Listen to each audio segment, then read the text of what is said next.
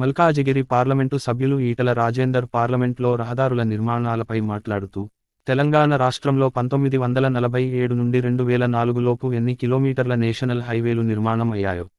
గత 10 ఏళ్లలో అంతకంటే ఎక్కువ కిలోమీటర్లు హైవేలు నిర్మాణం అయ్యాయి. హైదరాబాద్ నుండి విజయవాడ, హైదరాబాద్ నుండి ఛత్తీస్గఢ్, హైదరాబాద్ నుండి నాగపూర్ జాతీయ రహదారులు నిర్మాణం అయ్యాయని సభ దృష్టికి ఈటల తీసుకువచ్చారు.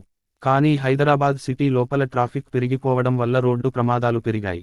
అందుకోసం అండర్ పాస్, ఓవర్ బ్రిడ్జిల నిర్మాణం చేయాల్సిన అవసరం ఉందని దీనికి సంబంధించి రోడ్డు రవాణా, రహదారుల శాఖ మంత్రి గారికి విజ్ఞప్తి చేస్తున్నాను. జోడిమెట్ల చౌరస్తా దగ్గర 10 ఇంజనీరింగ్ కాలేజీకి సంబంధించిన దాదాపు 60 మంది విద్యార్థులు రోడ్డు ప్రమాదంలో మరణించారని వివరించారు. మంత్రి గారు చాలా క్రియాశీలకంగా స్పందిస్తారు కాబట్టి మీ ద్వారా వారిని విజ్ఞప్తి చేస్తున్నాను. విజయవాడ నేషనల్ హైవేపై 2 ఓవర్ బ్రిడ్జెస్, అలాగే ఛత్తీస్గఢ్ హైవేపై 2 ఓవర్ బ్రిడ్జెస్, కొంపల్లి నుంచి నాగపూర్ హైవేపై ఓవర్ బ్రిడ్జిలు నిర్మాణం చేయాలని కోరుతున్నాము. ఈ మార్గాలలో మెట్రో రైలు నిర్మాణం చేయాలని డిమాండ్ కూడా ఉంది. ఓవర్ బ్రిడ్జి పనులు జరుగుతున్నాయి కాబట్టి ఈ రెండిటిని కలిపి కోఆర్డినేట్ చేసుకుని కన్స్ట్రక్ట్ చేస్తే తక్కువ ఖర్చు అవుతుంది.